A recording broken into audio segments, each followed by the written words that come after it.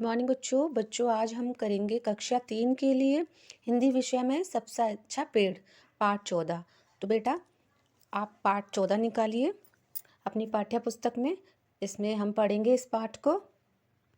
ये आपका है पाठ 14 सबसे अच्छा पेड़।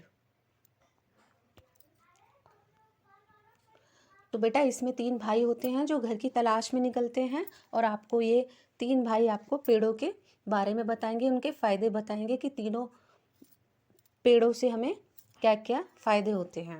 तो पढ़ते हैं। 3 भाई थे। एक दिन सुबह के समय तीनों नए घरों की तलाश में निकल पड़े। जो 3 भाई थे वो किसकी तलाश में निकल पड़े? नए घरों की तलाश में। गरम गरम धूप में वे सड़क पर चलते चले गए। तो गरम गरम धूप कब होती है? गर्मियों में। थोड़ी देर में आम का एक पेड़ आया। उसके नीचे ठंडी छां थी। तीनों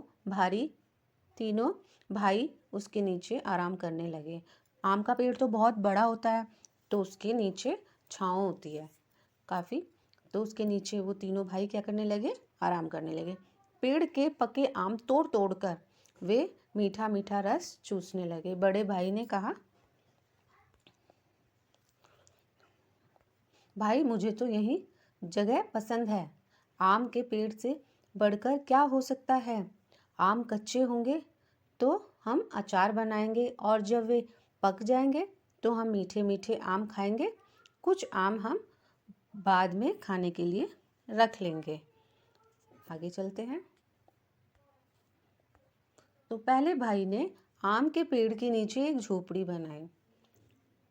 क्योंकि बड़े भाई को आम का पेड़ ही अच्छा लगा तो उसने सोचा अब मेरे रहने की जगह यही सबसे अच्छी है तो मैं यहीं रहूँगा। तो बड़े भाई ने वहीं रहने का सोचा। उसने आम के पेड़ के नीचे एक झोपड़ी बनाई और वह वहीं ठहर गया। लेकिन उसके भाई वहाँ नहीं ठहरे। उसके जो 2 भाई और थे वो वहाँ नहीं ठहरे। वे आगे चल पड़े। चलते चलते उन्हें केले के कुछ पेड़ मिले। तभी आसमान से एक काला बादल गुजरा। टप टप पानी बरसने लगा।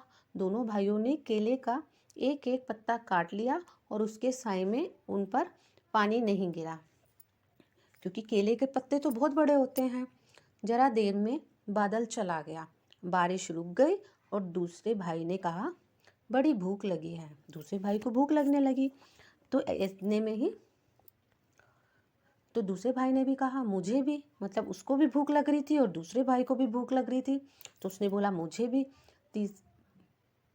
तो तीसरे भाई ने कहा, दूसरे और तीसरे भाई को दोनों को भूख लगी तो दोनों ने केले का एक पत्ता चीरा और उन्होंने एक एक टुकड़े पर खाना परोसा और दोनों ने भरपेट खाना खाया।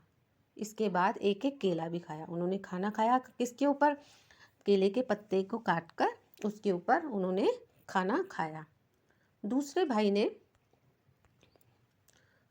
भाई ने कहा, मैं तो यही घर बनाऊंगा। केले के पेड़ से अच्छा क्या होगा? बढ़िया केले खाने को मिलेंगे।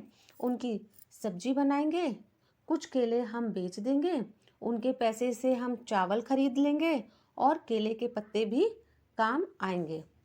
इसीलिए दूसरे भाई ने वहीं अपनी झोपड़ी बना ली। मगर तीसरा भाई आगे बढ़ता चला गया। एक भाई ने आम के पेड़ के नीचे झोपड़ी बनाई, दूसरे ने केले के पेड़ के नीचे झोपड़ी बनाई। अब तीसरा भाई वहां नहीं रुका, वह आगे बढ़ता चला गया। चलते चलते उसे नारियल का एक पेड़ मिला। पेड़ बड़ा लंबा और पतला था। तीसरे भाई ने कहा, कैसी प्यास लगी है? उसको बहुत जोर से प्यास लगने लगी क्योंकि गर्मी का मौसम था। टप एक नारियल जमीन पर टपक पड़ा। तीसरे भाई ने अपना चाकू निकाला और खर नारियल के छिलके में छोटा सा छेद किया और उसका ठंडा मीठा पानी पिया। नारियल के पेड़ की छोटी सी छां। तीसरा भाई उसी छां में बैठ गया और सोचने लगा, आम का पेड़ बहुत बढ़िया होता है और आम भी बड़ा अच्छा फल है। केले का पेड़ बड़े काम का होता है और केला खाने में अच्छा होता है। मतलब वो सारी चीज़ें उस नारियल के पेड़ के नीचे बैठे बैठे सोचने लगा। कि आम का पेड़ भी अच्छा होता है, केले का पेड़ भी अच्छा होता है, और वह ये विचार करने लग गया। उसके बाद उसने सोचा पेड़ नीम का भी अच्छा होता है, उसकी दातुन बड़ी अच्छी रहती है। घर में कोई बीमार होता है तो लोग नीम की टहनियाँ दरवाजे पर लटका देते हैं। मेरे पास नीम का पेड़ हो तो मैं उसकी टहनियाँ बेच सकता हूँ और पेड़ मुझे ठंडी छां भी देगा। और अगर कहीं मेरे पास रबड़ का पेड़ होता तो मैं अपना चाकू निकालकर पेड़ की छाल में एक लंबा चीरा लगा देता और चीरे के तले में एक प्याला रख देता और पेड़ के दूधिया रस को मैं प्याले में भर लेता। रस को पकाकर मैं रबड़ बना लेता और रबड़ मैं बेच देता। रबड़ से लोग गुब्बारे, टायर और तरह तरह की चीज़ें बना लेते। इससे आगे है अच्छे पेड़ों की क्या कमी है। नारियल के पेड़ की ही सोचो, नारियल की जटाओं को काटकर मैं मोटी डोरियां बना सकता हूँ और डोरियों से मैं मजबूत चटाइयाँ भी बना सकता हूँ। रस्सियों और चटाइयों को मैं शहर के बाजार में बेच सकता हूँ। मैं नारियल का पानी भी पी सकता हूँ। मैं नारियल की गरी खा सकता हूँ और कुछ गरी सुखाकर मैं खोपरा भी तैयार कर सकता हूँ। खोपरे को पेरकर मैं गोले का तेल बना सकता हूँ, निकाल सकता हूँ। गोले का तेल साबुन और कितनी ही चीज़ें बनाने के काम आता है। नारियल के छिलके को साफ करके कटोरे और प्याले बना सकता हूँ। ठीक तो है, मेरे लिए तो यही पेड़ सबसे अच्छा है। मैं तो इसी के नीचे घर बनाऊंगा।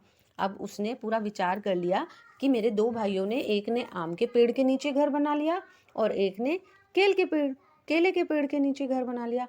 अब उसने भी विचार कर लिया कि मैं नारियल के पेड़ के नीचे ही अपना घर बनाऊंगा। इसलिए तीसरे भाई ने नारियल के तले अपनी कुटिया बनाई और मजे से रहने लगा। तो इस तीसरे भाई ने कितने अपने भाइयों के पेड़ों के बारे में भी सोचा और दो पेड़ों के बारे में और सोचा, तो कितने पेड़ हो गए। देखो, आम का पेड़ हो गया, केले का पेड़ हो गया, और कौन सा पेड़ हो गया, नीम का पेड़, रबड़ का पेड़, और उसने खुद क्या विचार किया कि मैं नारियल के पेड़ के नीचे अपना घर बनाऊंगा। तो इन सभी पेड़ों के क्या क्या प्रयोग हैं, कितने फायदे हैं, इस पाठ से हमें पता चला। अब आप बताना कि तुम्हारे लिए कौन सा पेड़ सबसे अच्छा है। तीन भाइयों ने तो डिसाइड कर लिया कि हमें कहाँ कहाँ पर अपना घर बनाना है। इन सभी पेड़ों में से किस पेड़ों से ज़्यादा फायदे मिलते हैं, उसका नाम आपको यहाँ लिखना है।